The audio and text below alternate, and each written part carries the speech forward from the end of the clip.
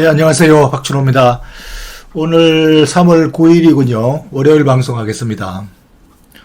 예, 지금 세계 증시에 경랑이 몰아치고 있습니다. 이 경랑이 언제 잦아질까, 언제쯤 끝날까, 몹시 기다리고 있지만, 가늠하기 어렵습니다. 이 흐름이 이번 주에도 만만하게 잠재워질 것 같지는 않습니다. 그런데 이제 이걸 언제 잠재워지고 언제 변화가 있을까, 이걸 가늠하고 예측하려고 하는 것이 이 마켓 타이머죠. 그래서 우리는 밸류 인베스터, 그러니까 가치 투자자로서도 여전히 그게 궁금하고, 또 만약에 그거를 겨울질 가늠해서 타이밍을 잡을 수 있다면은 가치주를 가지고도 타이밍을 잡아서 매매하는 것이 훨씬 더 낫겠지요. 그런데 사실은 이것을 타이밍을 잡는 것이 불가능하기 때문에 이 트레이딩을 포기하고 가치 투자자로 전환을 한 것이고, 이 가치 투자라는 것은 가치 투자 주식을 가지고 매매를 하는 것이 아닙니다.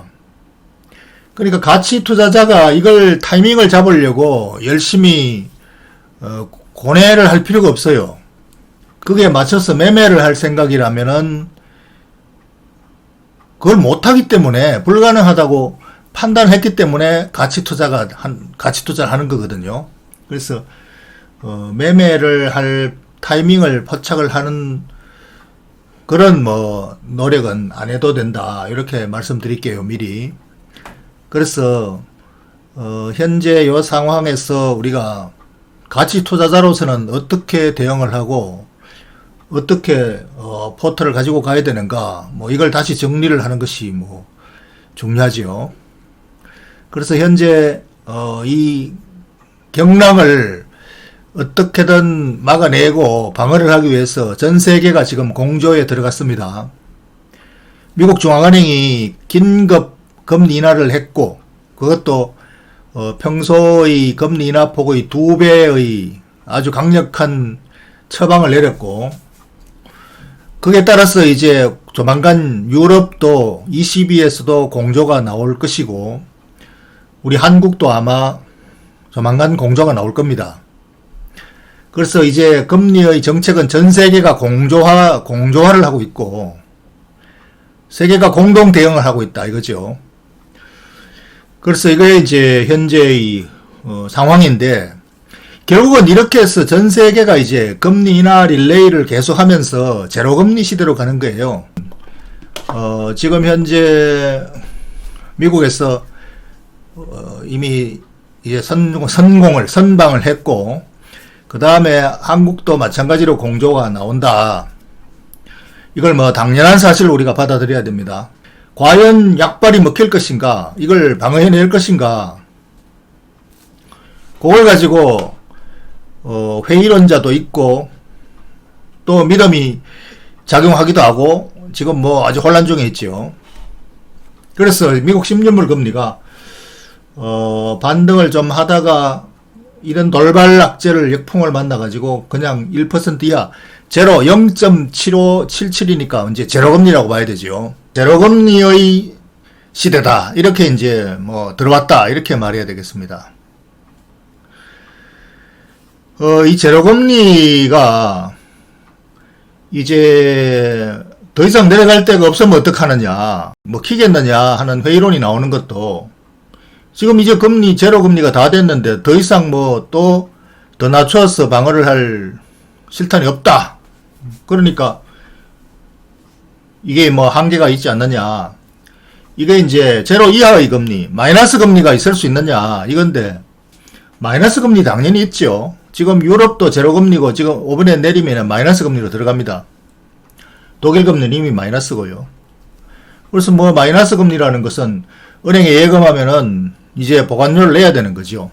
지금 스위스 은행 계좌에 돈을 넣어놓고 있는 세계 부호들이나 또는 범죄의 혐의가 있는 자금들, 이런 것들은 전부 다 옛날부터 마이너스 금리고 보관료를 많이 냈죠. 그러니까 마이너스 금리가 새삼스러운 게 아니고 또 이상한 것도 아니다. 이렇게 받아들여야 됩니다, 이제. 그래서 이 이제 제로금리 시대에 이러한 상황에서도 이 약발이 먹힐 것인가 하는 것에 대해서 오늘 이 얘기를 해보기로 하죠. 당연히 먹힙니다. 지금 금리 인하가 경기를 방어하기 위한 이러한 역풍에 맞아서 파급적으로 경기가 지금 추락하는 걸 방어하기 위해서 금리 인하를 하는 것인데, 이게 투자 자금 수요를 촉발시키고 소비를 촉진시키기 위한 조치거든요, 금리 인하라는 게. 근데 이제 이게 회의론자는 유동성 함정에 빠지지 이게 작동을 안 한다 이렇게 말하는 거죠. 유동성 함정이라는 게 자금이 아무리 풀어봐야, 금리를 아무리 제로로 떨어뜨려 봐야 쓰는 사람이 아무도 없다. 지금 이 판에 누가 돈 빌려가지고 투자를 하겠느냐. 그리고 다 집안에 꽁꽁 박혀 있는데 누가 나가서 소비를 하느냐. 금리 아무리 낮춰봐도 소비 수요가 늘어나지도 않고 투자 자금 수요도 늘어나지 않는다. 이게 이제 극단적인 회의론자들 주장이죠. 그래서 그 때문에 이제 금리 인하 조치를 했음에도 불구하고 주가가 와장창 떨어지는 거죠. 그럼 이 와장창 떨어진다는 것이 사실이고 진짜 그게 진짜 리얼이라서 그러냐?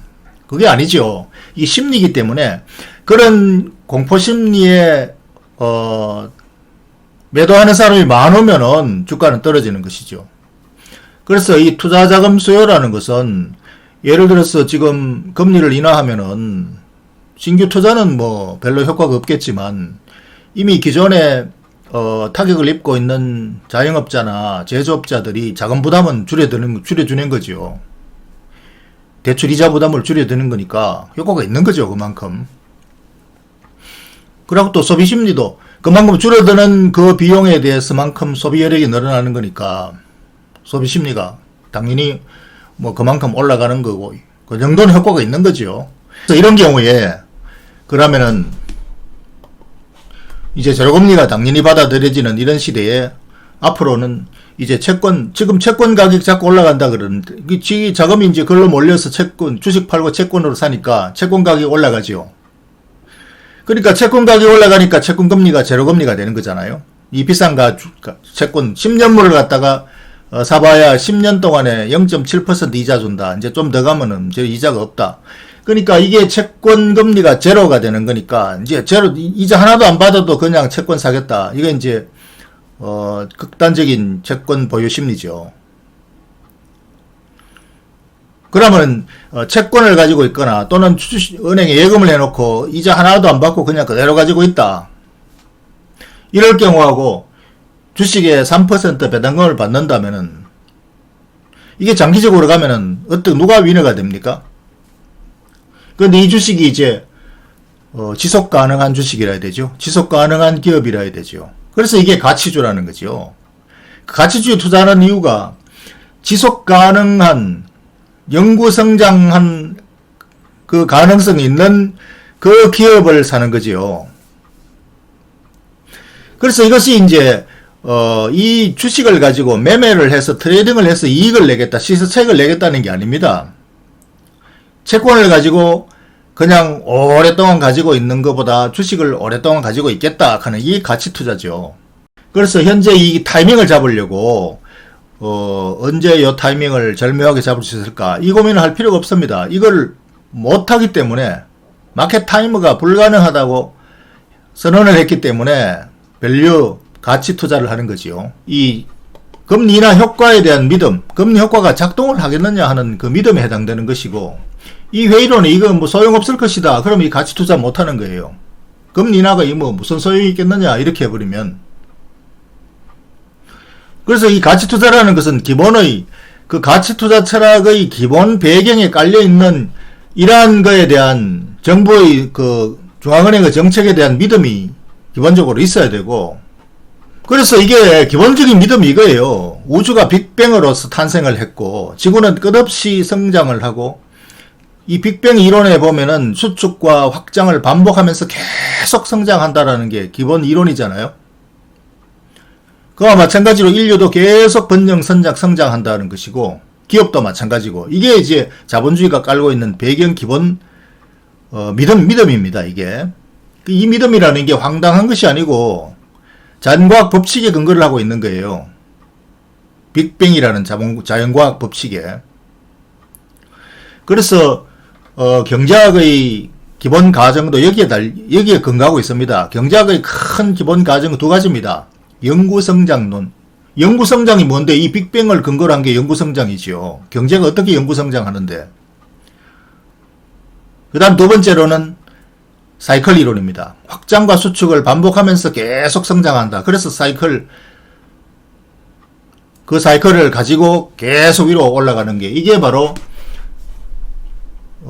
경제 이론의 기본 틀이고 그게 기본 믿음에 근거하고 있는 겁니다. 그래서 이걸 가지고 또 그걸 유지하겠다라는 그 인간들의 노력이 계속 이렇게 나오기 때문에 가능하다. 그래서 그거를 가지고 우리가 가치 투자를 하는 것이다. 이걸 다시 한번 다지는 하나의 또 계기가 됐으면 좋겠습니다.